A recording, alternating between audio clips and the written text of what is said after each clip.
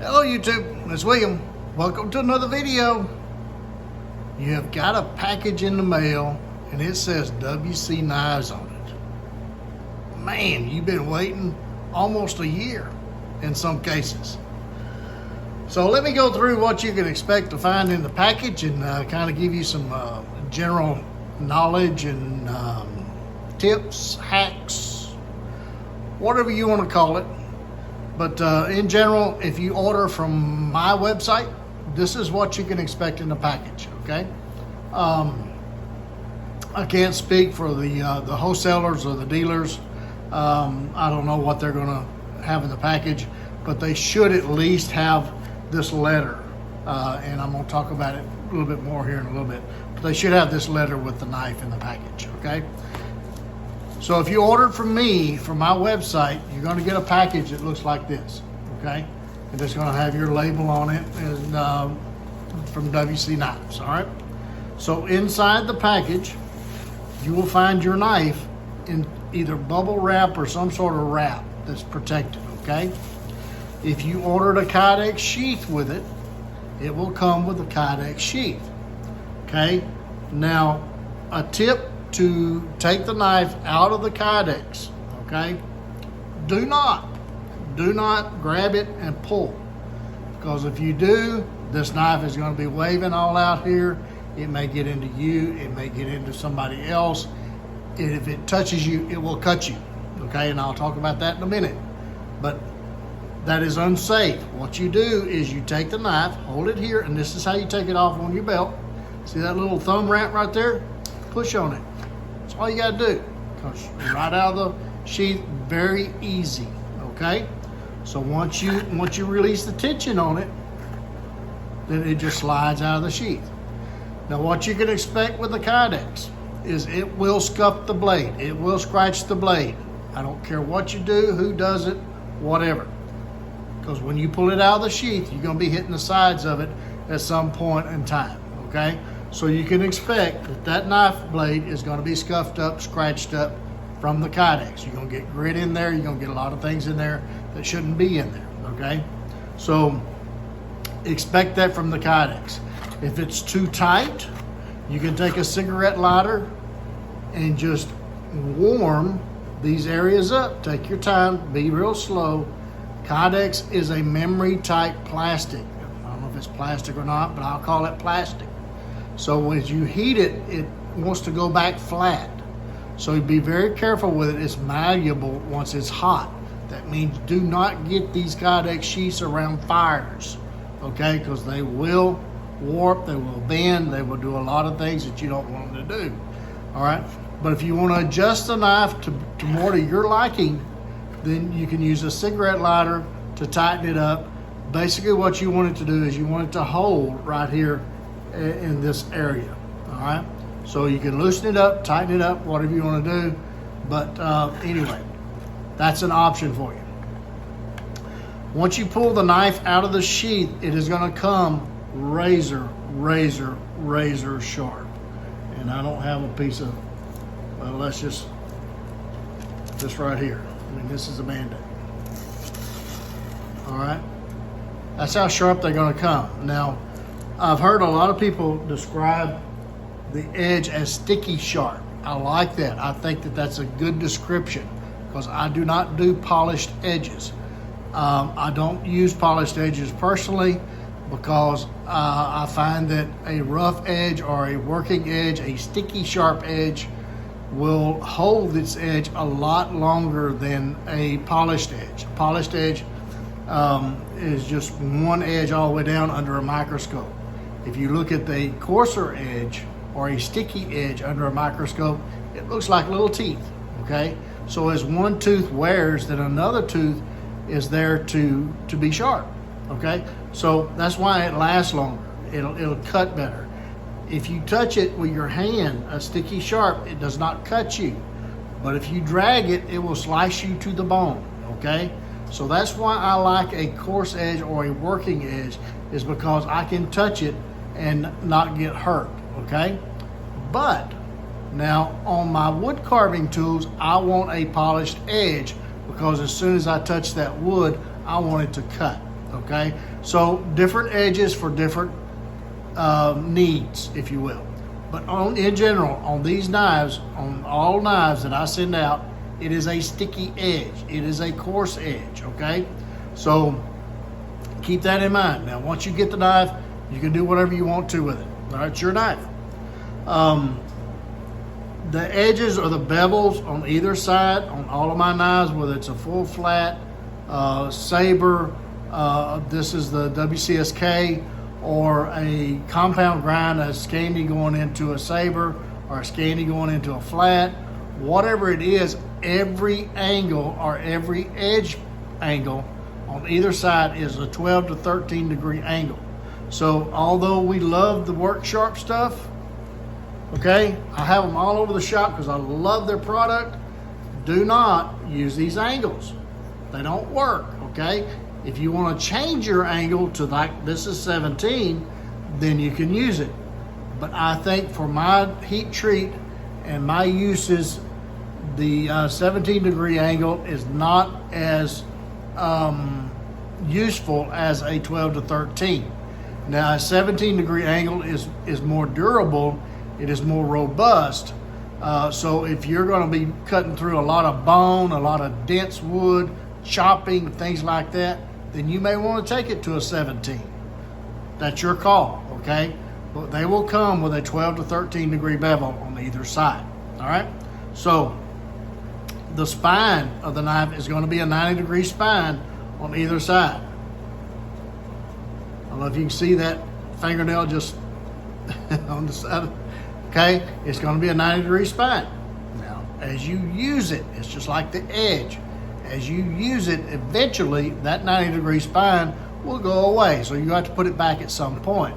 And it's very simple. Just take it on a stone, 90 degrees, and just work it back and forth, all right?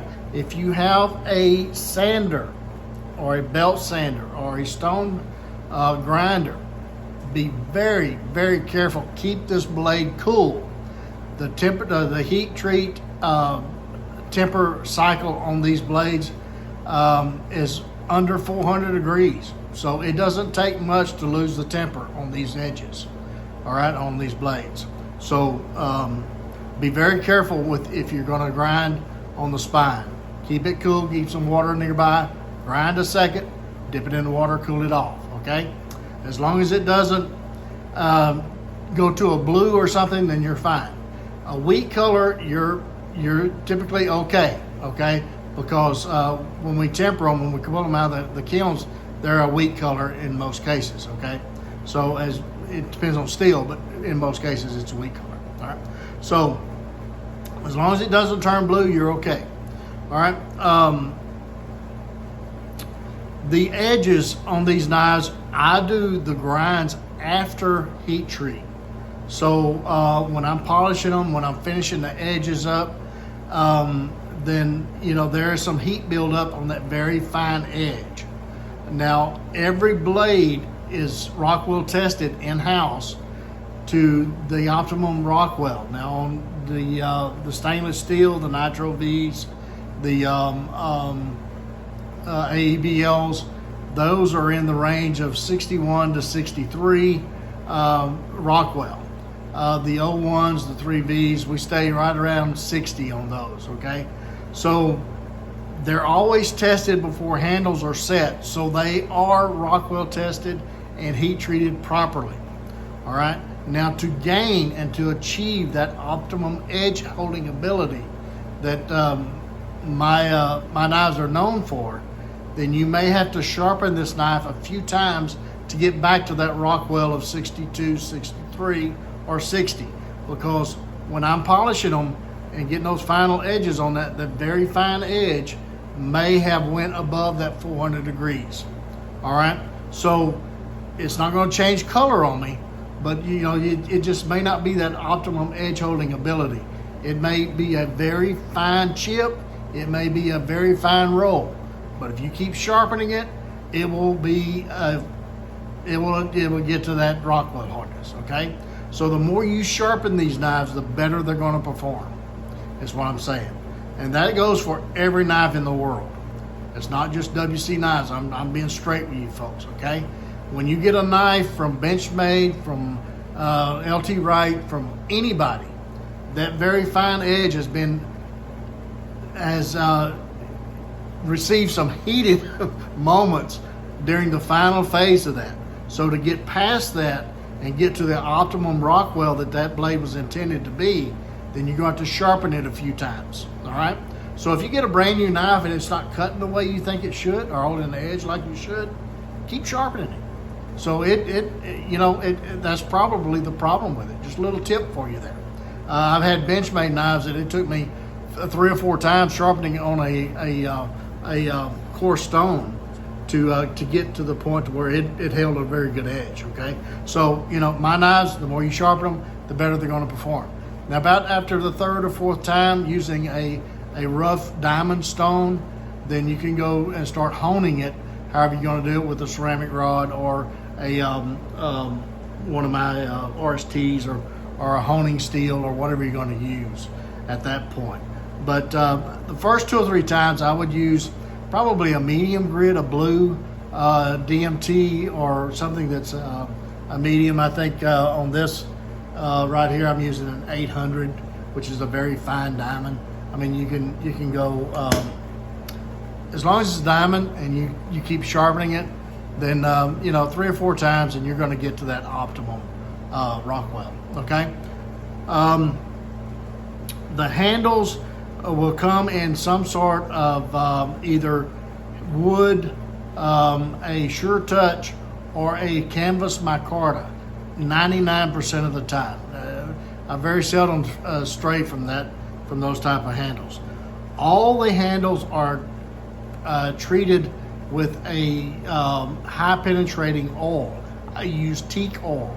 It's TEAK oil, and you can get it from Amazon, you can get it from Lowe's, you can get it from Home Depot in the paint department. It's just a high penetrating oil. Now what I do is I warm the handles in some sort of, you can use a hair dryer if you want on high. You just need it warm. You don't need them hot. Just get them warm, because eventually, especially on the canvas micarta, you're going to want to rough that handle back up. They are going to have a texture when you first get it, but as you use it, it's going to polish on you. So you want to use a 40 grit or something like that. Stay below 80 and just kind of rough that edge up a little bit. Warm it up with a hair dryer or a heat gun, and then apply a generous portion of that oil, any type you want to use. I just use that teak oil is what I use, and wipe it off clean. Do not let it dry on there, because it is going to be some sticky stuff. You think boiled linseed oil is bad? That teak oil, man, it's really gummy. So make sure that you wipe off all excess, okay, before it dries. Wood handles, if you store those in a gun safe somewhere that has like a moisture control on it or something, those handles will dry out. So you need to make sure and check those periodically, depending on where you live. And you may have to oil those very regularly, especially if you store them in a very dry place. Okay, so check those once a week, once every other week, something like that, to make sure that those handles do not dry out on you and start separating from the blade. Okay.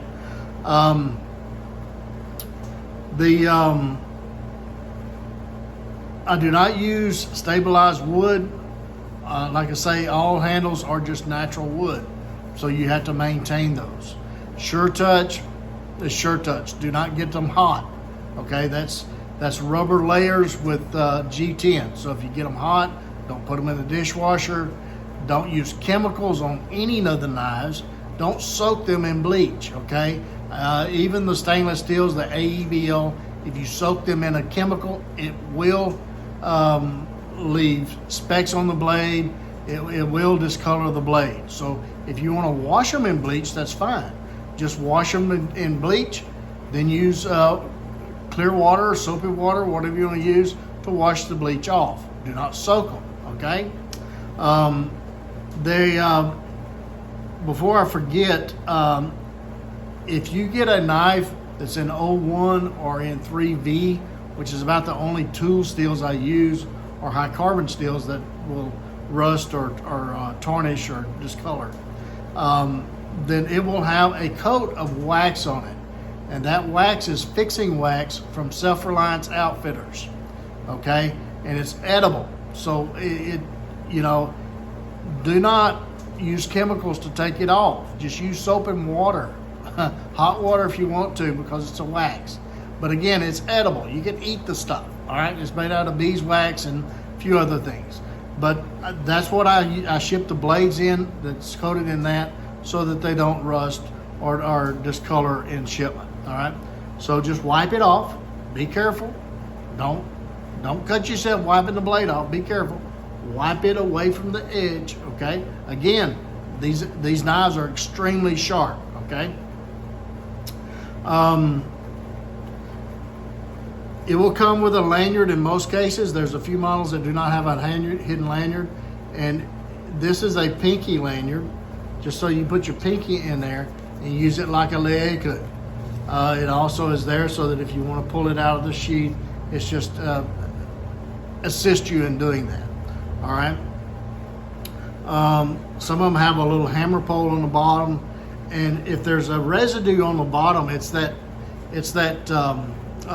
teak oil on there that drained out of that hidden lanyard that we didn't get to wipe off for some reason. So we missed it. We apologize. I'm sorry. Okay. So just again, you may have to scrape it off with a razor blade at that point, but it'll come right off. All right. So anyway, I think that's about it on the knife. The packaging and the letter, it should come with it. Read the letter. I also have a video that explains the letter. It's a warranty letter.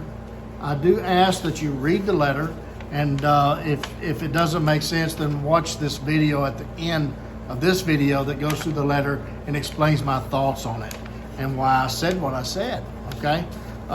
There will also come with it a Band-Aid, okay? And that Band-Aid is to remind you that these are sharp. I can't say that enough. They are very sharp, because most of them have that sweep down, because I like that from a cookery, so most of my designs have that sweep down. So if you pull it out of the sheath, it's gonna cut you to the bone, okay? So be very careful. Watch pulling it from the sheath. A lot of people leave that little pinky right there. Guess what? That blade hits it, all right? So watch it. Be careful, people, with these knives. They are extremely sharp. If you get one that does not have a Kydex